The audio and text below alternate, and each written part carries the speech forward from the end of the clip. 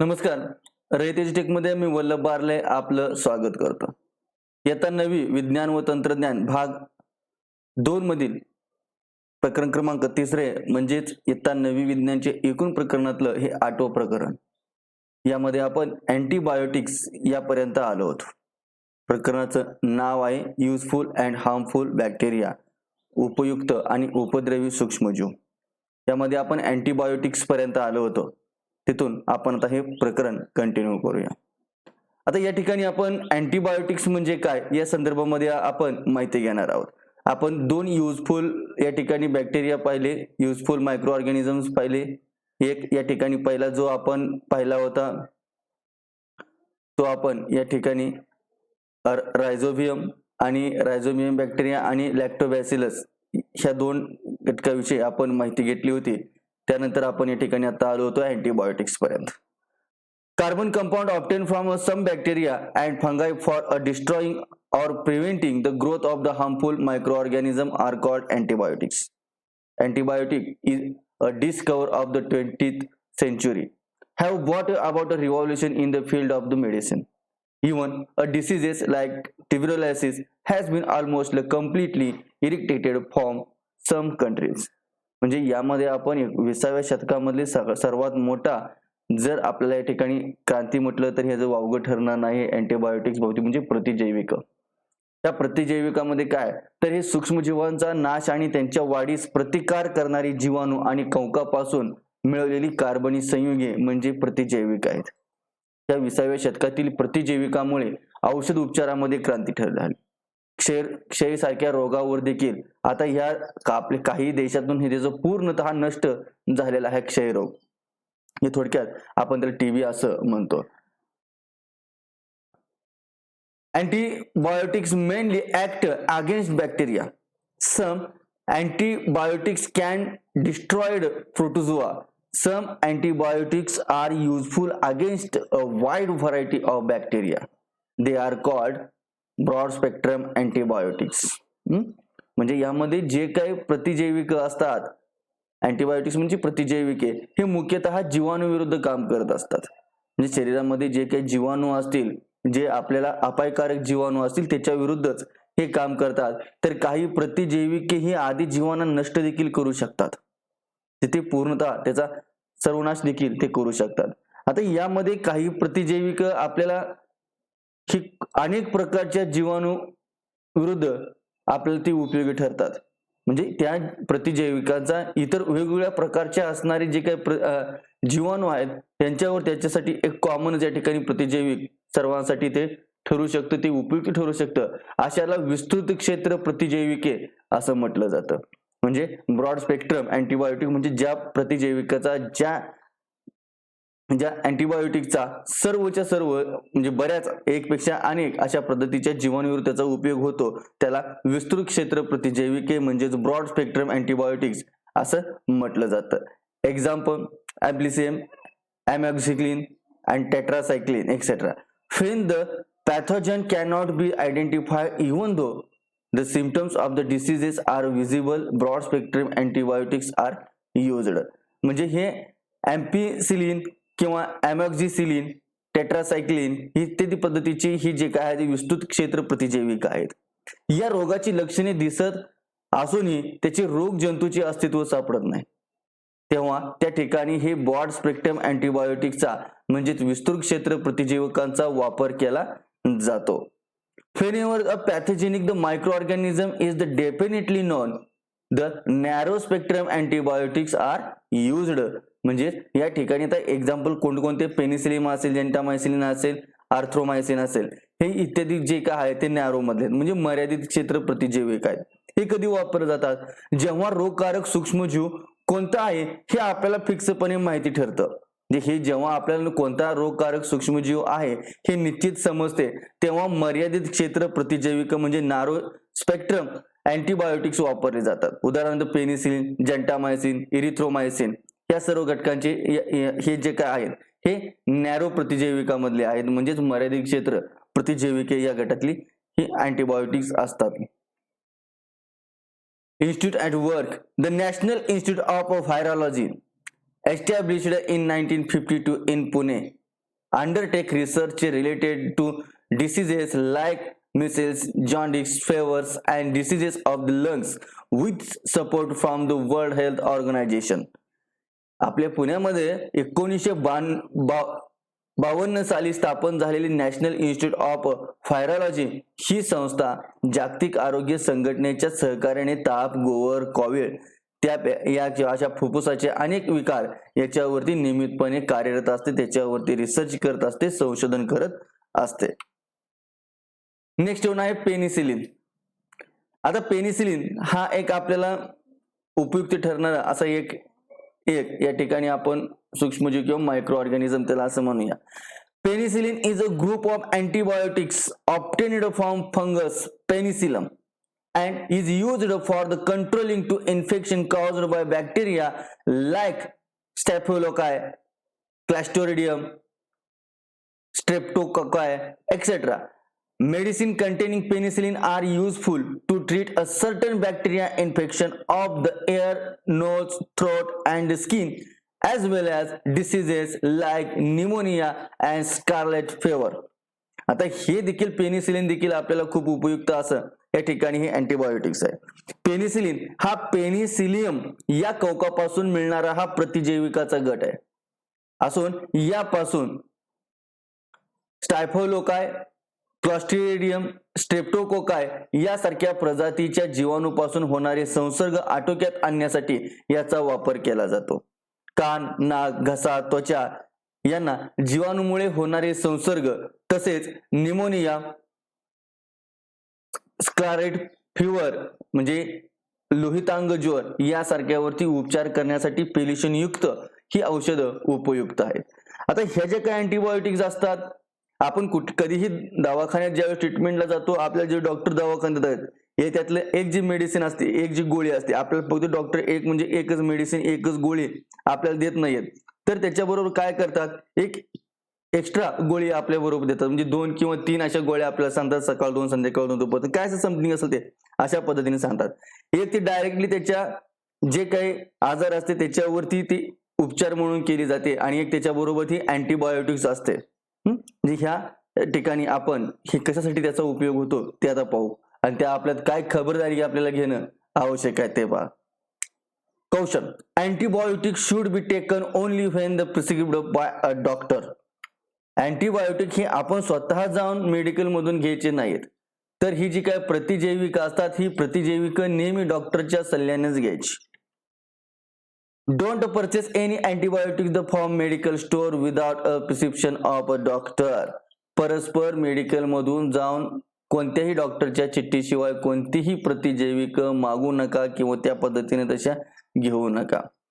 Don't consume antibiotics on your own to treat a common diseases like a throat infection, common cold or influenza. घसादुखी असेल, सर्दी खोकला असेल, influenza असेल यासारख्यावरती प्रतिजैविक स्वतः घेऊन वापरू नका. तुम्ही मेडिकल मध्ये जाऊन मला याच्यावरची गोळी द्या वगैरे असं कधीच तुम्ही जाणं, कारण प्रत्येक या ठिकाणचे जे काही आजार असतात ते वेगवेगळ्या प्रकारच्या आदिजीवामुळे, सूक्ष्मजीवामुळे झालेले असतात. सर्वावरती एकच उपचार नसतो. Even if you feel well before completing of the prescribed course of the antibiotic, you must continue and complete it. हे तर आपण सर्रास 70 ते 80% जे काय आपण लोक असतात, हे आपल्याला बरं वाटलं की आपण तिथून पुढची जे काय आपल्याला औषध गोळ्या दिलेल्या आहेत, जे प्रतिजैविक दिलेले आहेत ते आपण घ्यायचं बंद करतो. तर तसं न करता डोस पूर्ण होण्याआधीच जर आपल्याला बरं वाटलं तर प्रतिजैविकाचे जे काही नमुने, जे काही आपल्याला सांगितलेला जो काही डोस आहे हा डोस आपल्याला पूर्ण करणं गरजेचं आहे. Don't suggest to the other the antibiotics which are useful to you. म्हणजे हे आपल्याला सर्वसामान्यपणे आपण सांगू शकतो की बाबा मी हे अशा पद्धतीची मेडिसिन घेतली होती, ही गोळी घेतली होती, ते त्याचा चांगला खूप परिणाम पडतो, तो ते चांगला आहे असं आपल्या मित्रांना सुचवून तुम्ही स्वतः डॉक्टर बनण्याचा प्रयत्न करू नका. म्हणजे तुम्हाला उपयोगी ठरलेले जे काय प्रतिजैविक आहे हे तुम्ही दुसऱ्याला सुचवू नका. तर हे अशा पद्धतीने आपल्याला अँटीबायोटिकच्या संदर्भामध्ये म्हणजे मेडिकलमध्ये परस्पर कोणत्याही प्रकारची तुम्ही या ठिकाणी जाऊन मेडिसिन्स किंवा अँटीबायोटिक्स अजिबात घ्यायची नाहीत. त्यानंतर हे युजफुल झाल्यानंतर नंतर आपण पाहूया हार्मफुल मायक्रो ऑर्गॅनिझम. आता हार्मफुल मायक्रो ऑर्गॅनिझम मध्ये आपल्याला साहजिकच याच्यावरून आपण ओळखू शकतो की हे आपल्याला उपयुक्त नाहीत, हे आपल्या शरीराला नक्कीच हानिकारक आहेत, म्हणजे उपद्रवी आहेत, उपद्रवी सूक्ष्मजीव. त्याला आपण त्या ठिकाणी हार्मफुल मायक्रो ऑर्गॅनिझम म्हणतो. Microscopic spore of the fungi are the present in the air. If there is the sufficient moisture for germinate on cotton fabric, game bags, leather, wooden, etc., the fungal happy penetrate deep into the material to obtain a nutrient and reproduce. This causes the material to wet to become weak. As a result, yani lugs, bags, leather, items like shoes, purses, belt on which a fungi have been to grow do not last long. Wooden item also get spoiled. आता हे जे काय असतात, हे जे काही ह्या कवक असतात, हे हवेमध्ये आपल्या कवकाचे सूक्ष्म बीजाणू असतात. त्यांना त्या ठिकाणी ओलावा मिळाल्यास सुती कपडे असेल, गोणपट असेल, चामडी वस्तू असतील, लाकूड असतील, अशा कार्बनी पदार्थावरती हे बीज रुजत असतात. यामध्ये कंकाचे जे काही तंतू असतात ते त्या पदार्थामध्ये खोलपणे आतमध्ये जाऊन शिरतात आणि त्या ठिकाणी त्यांचे स्वतः पोषण करतात. त्या ठिकाणी ते मोठ्या प्रमाणावर त्यांचं प्रजनन करतात. या प्रक्रियेमध्ये ज्या पदार्थामध्ये ते प्रवेश करतात तो पदार्थ म्हणजे तो मूळ पदार्थ हा कमकुवत होतो. म्हणूनच बुरशी आलेले कापड, गोणपट, चामड्याच्या चपल्या, बूट, पॉकेट्स, पट्टे हे फार काळ जास्त टिकत नाही. याचबरोबर लाकडी वस्तू देखील लवकरात लवकर त्या खराब होत असतात. आता समटाइम तुम्ही या ठिकाणी एक गोष्ट तुम्ही नोटीस केलेली असेल, you may notice a black powder of a white disc floating on a pickle or muramba. When a jar is opened after a long time, what is exactly is this? Why are such foods item not good for it? आपण अनेक वेळा असं देखील पाहिलं असेल किंवा आईने ज्यावेळेस लोणचं केलेलं असतं किंवा मुरंब्याची भरणी उघडल्यानंतर आपल्या आतमध्ये काळी पूड तयार झालेली दिसते, पांढऱ्या चकत्या तयार झालेल्या दिसतात. हे नक्की काय आहे? तर असे पदार्थ खाणे योग्य आहे का? तर ते पहा काय ते. various species of the fungi that grow on the food items like pickles, muramba, jam, sauce, chutneys, etc. They use a nutrient in these foods items and for the growth and reproduction. During these activities, fungi release the mycotoxin, certain poisonous chemicals into the food and thus the food become poisonous. Hence, the food on which the fungi have grow cannot be eaten. म्हणजे लोणचे जे काय असतात, मुरंबे असेल, जाम असेल, sauce असेल, चटण्या असेल, अशा ओलसर अन्न देखील या कवकांच्या वेगवेगळ्या प्रकारच्या जाती ह्या प्रजाती वाढत असतात. अन्नातील पोषण द्रव्ये ते शोषून घेत असतात. त्या ठिकाणी त्यांचं वाढ होते, त्यांचं प्रजनन होत असतं आणि या प्रक्रियेमध्ये त्या बुरशीकडून मायकोटॉक्झिन्स ही विषारी रसायन देखील त्या अन्नामध्ये मिसळली जातात आणि हे जे काही संपूर्ण जे काही अन्न पदार्थ आहे तो विषारी बनतो. यामुळे बुरशी आलेले अन्न खाणे शक्यतो काय करणं, टाळणं हे चांगलं आहे किंवा ते योग्य ठरेल.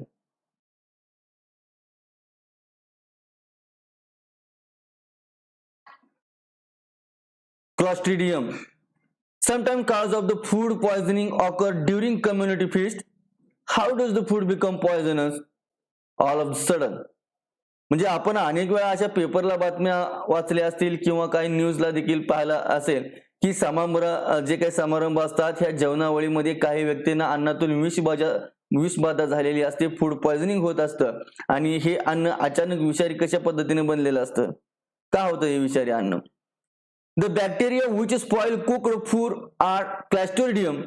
Out of about 100 different species of these bacterium, some are free living in the soil whereas the some living in the alimentary canal of human and other animals. म्हणजे हे शिजवलेलं अन्न जे खराब करणारे जे काही जीवाणू आहेत हे जीवाणू म्हणजे Clostridium.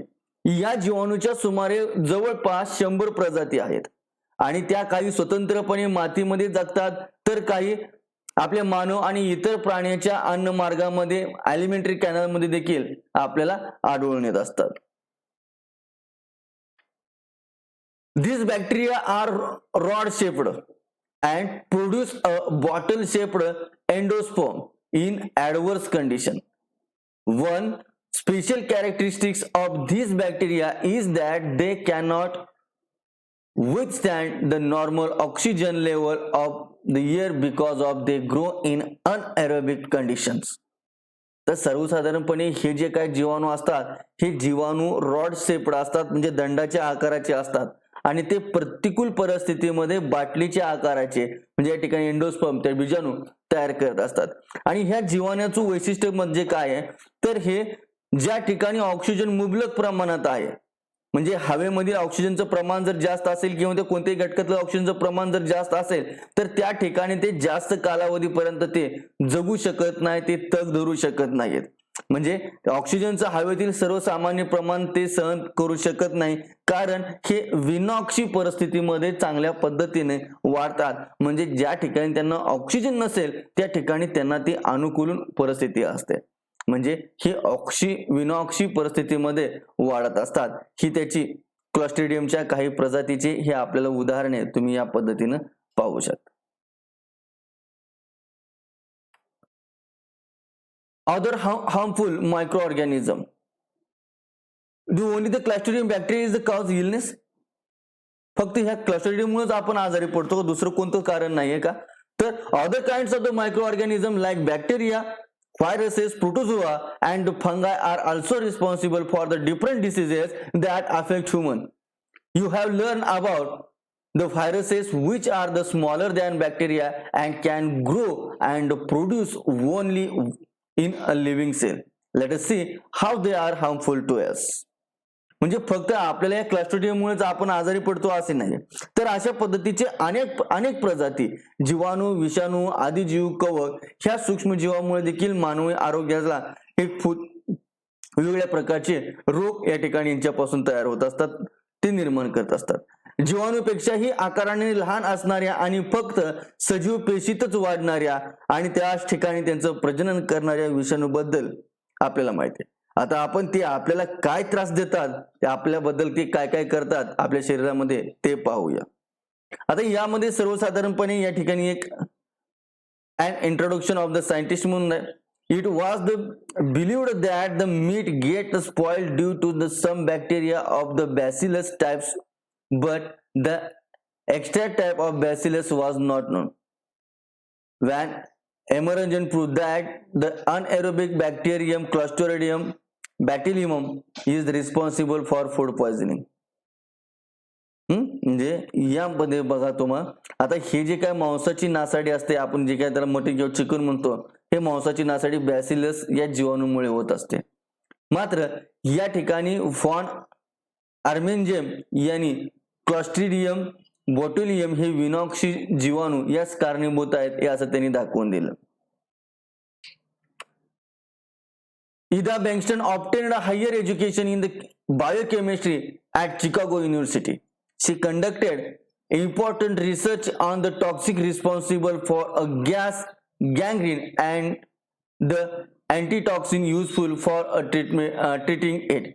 While she was doing research on these dreaded diseases called as typhus, she herself contracted an infection, but overcome it and continued her research. For this work, she was honored with the typhus medal in 1947. म्हणजे बघा, हे काही इदा बेंगस्टन आहे, हिने Chicago विद्यापीठामधून या सूक्ष्मजीवशास्त्राचे उच्च शिक्षण घेतलं होतं. गॅस गँग्रीन ज्यामुळे होतो ते विषाणू म्हणजे ते जे काही टॉक्झिन आहे त्याच्या विरुद्ध असणारं उपयुक्त प्रतिविष म्हणजे अँटीटॉक्झिन हे इदा बेंगस्टननी त्यांच्या सहकार्याने हे उल्लेखनीय आहे. त्यांनी ते संशोधन रिसर्च केलेलं आहे. आता हे टायफस ह्या घातक रोगाला असणाऱ्या जे काही संशोधनाबद्दल त्यांना देखील त्या रिसर्च करत असताना त्यांना देखील त्या रोगाची बाधा झाली, पण त्यांनी त्याच्यावरती मात करून त्यांचं संशोधन त्यांनी सुरूच ठेवले होते. या कार्याबद्दल त्यांना 1947 टायफस मेडल प्रदान करण्यात आलेले होते. आता काय करू, आज आपण या ठिकाणी इथे थांबूया आणि रोग प्रसार आणि रोग प्रतिबंध हा घटक आपण पुढच्या तासाला नक्की पाहूया. तोपर्यंत जय हिंद, जय कर्मवीर.